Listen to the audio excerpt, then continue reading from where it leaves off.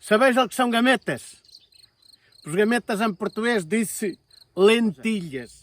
Havia antigamente um jogo que se dizia: onde estás? Em gametas. Darás delhas? Eu darei. Pão talhado que eu descansarei. Pão talhado tu que eu descansarei. Pronto. E então gametas e este. E uma leguminosa que é extremamente nutritiva. E quando éramos garotos, apanhámos assim um ranco de gametas, quando elas ainda estavam granadas, mas ainda estavam assim verdes. E depois comíamos-las.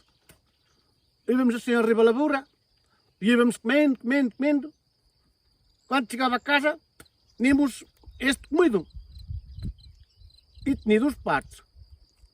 Tinha os granos ainda assim verdes, e tinha estas, assim de la pontinha, que se comiam como se fossem ervilhas, destas ervilhas de partir. Sombravam-se muito pela cria. E depois secavam-se, metiam-se como se fosse feno, e iam soldando de ração à cria. Mas nós de garotos, a gente comia muito estas benoitas, gametas.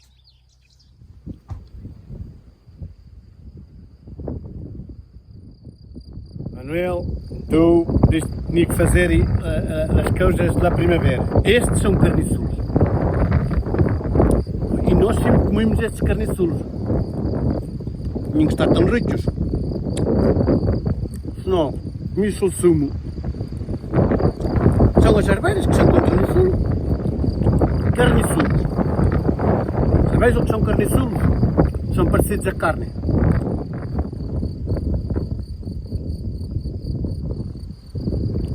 Estes são costelhas de Nossa Senhora.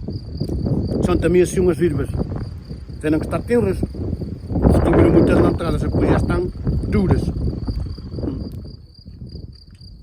Ou conheceis, ou não conheceis. Se conheceis, comeis. Se não conheceis, passai-lhe gana.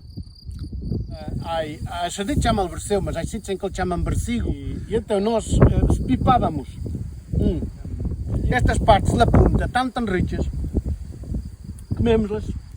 Mas este é muito bom e doce. Parece canha de açúcar.